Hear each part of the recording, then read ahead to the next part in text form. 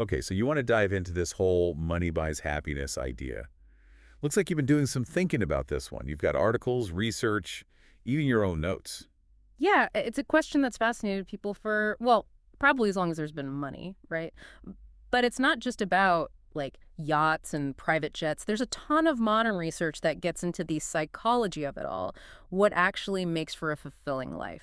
Right, because it's easy to think more money, fewer problems. But then you've got someone like Elon Musk. You even flagged him in your notes. Oh, absolutely. Richest guy on the planet, Yeah, supposed to have it all figured out, right? I think so, yeah. But then you watch that YouTube video you linked, The Sad Life of Rich People, and it's like, whoa, different story. Totally. That video really throws a wrench in that whole money equals happiness equation. Like it points out how Musk himself has talked about the insane pressure, those crazy highs and lows, just the constant stress of being in that position. And his own daughter wants nothing to do with him.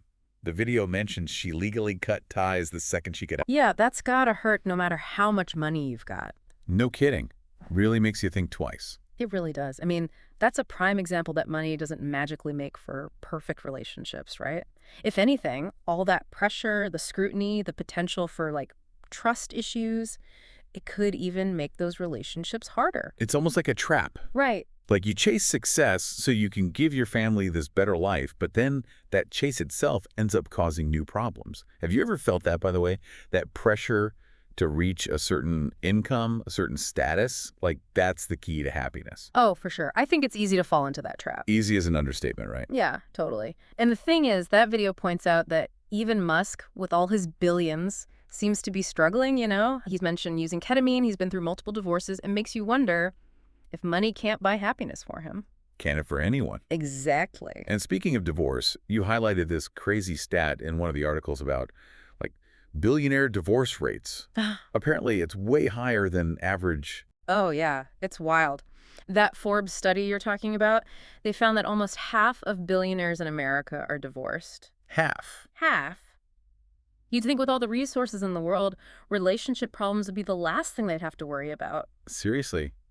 Makes you think about what really matters in the end, you know? It's like that classic story of the fisherman and the businessman. Oh, I love that story. The one where the businessman is all, you got to work harder so you can retire to a beach someday. And the fisherman's already on the beach, just chilling. Exactly. Yeah. And he's perfectly content. Such a good reminder that maybe we're looking for happiness in all the wrong places. It really is. It's like that drive for more, you know? It's so deeply ingrained. Even when the businessman sees how content the fisherman is, he can't help but push his own idea of success. Like, is it nature? Is it nurture? This constant need for more, more, more. It's a great question. And it kind of brings us to this whole early retirement thing, which the YouTube video had some thoughts on. Oh, yeah. The video's creator definitely did not hold back on that one. It's like they're saying that whole retire early, hustle now thing just feeds this endless cycle of, well, Work consuming. your butt off so you can afford to do nothing but buy more stuff.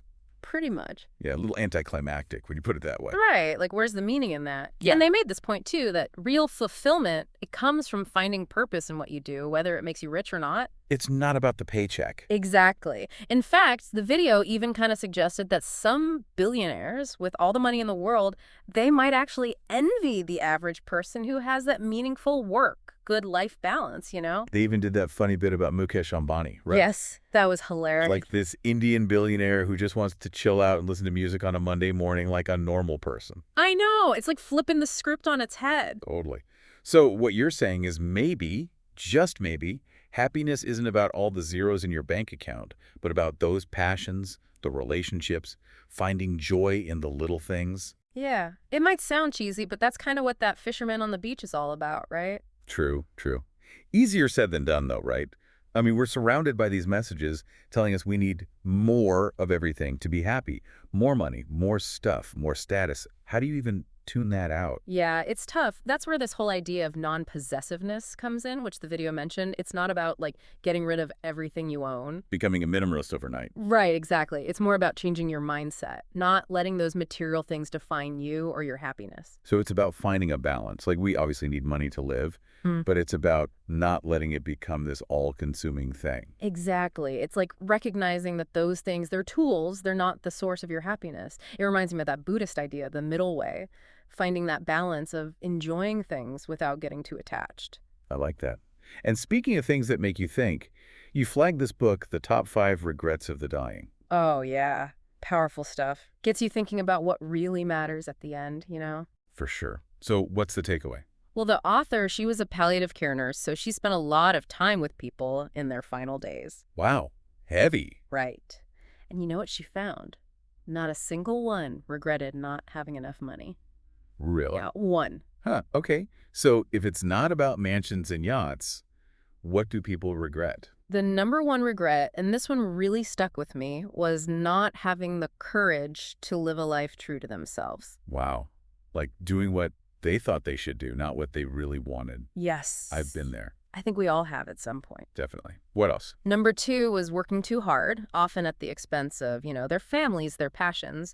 And then number three was not having the courage to express their feelings. Interesting. Holding back, I guess. It seems so, yeah. The fourth regret was about relationships not staying in touch with friends. Makes sense. Those connections, they're so important. Absolutely. And finally, number five was not letting themselves be happier. Wait, not letting themselves be happier? What does that even mean? That's what I thought. But the more I thought about it, the more it makes sense. Like, it's about appreciating what you have, right? Yeah. Savoring the moment, connecting with people, all those things that bring you joy. Instead of always chasing that next thing. Exactly. And that actually ties back to that YouTube video, the whole hedonic treadmill thing. Oh, right. Right. Because we get so used to things, we just want more and more. Exactly. Like, you get a promotion, you buy a fancy car, it's a rush, but then It fades. and you're back to wanting the next thing. Stuck in that cycle. It's like we're always looking for happiness somewhere in the future, and we forget to actually enjoy the present moment. Which, ironically, might be where the real happiness is. Right. It's like that saying, happiness is not a destination, it's a journey. It's a good one. But what if, and maybe this is a little out there, but what if we're on the wrong road entirely?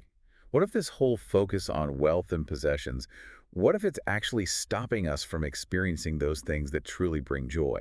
That's a really good question, and I think it all comes down to this. How much of our self-worth is tied to those external things? The more we depend on them for validation, the more fragile our sense of self becomes. So if we're, wired for this constant chase for more, how do we actually break free? It's easy to say, find joy in the simple things, but it's harder to actually do, Yeah, for sure. The video actually touched on this. They talked about karma yoga, which is this Hindu idea about selfless action, doing things for others without expecting anything back. Oh, yeah, I've heard of that. It's like we're wired for connection, right? And when you Yeah. help someone else, when you're part of something bigger than yourself, it just hits differently. Totally. It's like a different kind of reward. Exactly. And the video made a good point. It doesn't have to be these huge dramatic gestures. Even small acts of kindness, using what you're good at to brighten someone's day, that can make a difference. It's funny how these old philosophies, they still resonate today, especially with all the pressure from social media. Oh, tell me about it. That was another thing the video really went after, how social media basically pushes this idea that you always need to be on, always striving for that perfect life. Which, let's be honest, probably just feeds that hedonic treadmill even more. 100%. They called it trying to make others jealous and being jealous of others, which is just exhausting. No kidding. And kind of a recipe for unhappiness when you think about it. Right. And the thing is, as we saw with Elon Musk, even the people who seem like they have it all, the money, the fame. They've got their own struggles. Exactly. Everyone's got their stuff, right? Insecurities, challenges, whatever. Comparing yourself to others is just a losing game. So how do we actually get off that treadmill? What's the alternative to chasing millions and hoping that'll make us happy? That's the million-dollar question, right? Yeah. I think it comes back to what we were talking about before. It's about finding that joy in the present moment, appreciating what you have, building those strong connections with people. It's like choosing a different path, one that's not all about those external things. Right. Exactly. It's about defining success and happiness on your own terms, not letting society tell you what those should be. Maybe it's as simple as that, right? Yeah. Defining what truly matters to you. It might just be. Because at the end of the day, true wealth isn't about how much money you have, but how rich your life is. I love that. So much to think about. This has been, wow, a really thought-provoking deep dive. Hopefully everyone listening is feeling a little more inspired to, maybe reevaluate their own definition of success, happiness. It's a lifelong journey figuring this stuff out. Totally. But hey, that's life, right? Yeah. For everyone listening, thanks for joining us on this deep dive. Until next time, keep those questions coming, keep exploring, and most importantly, keep diving deep.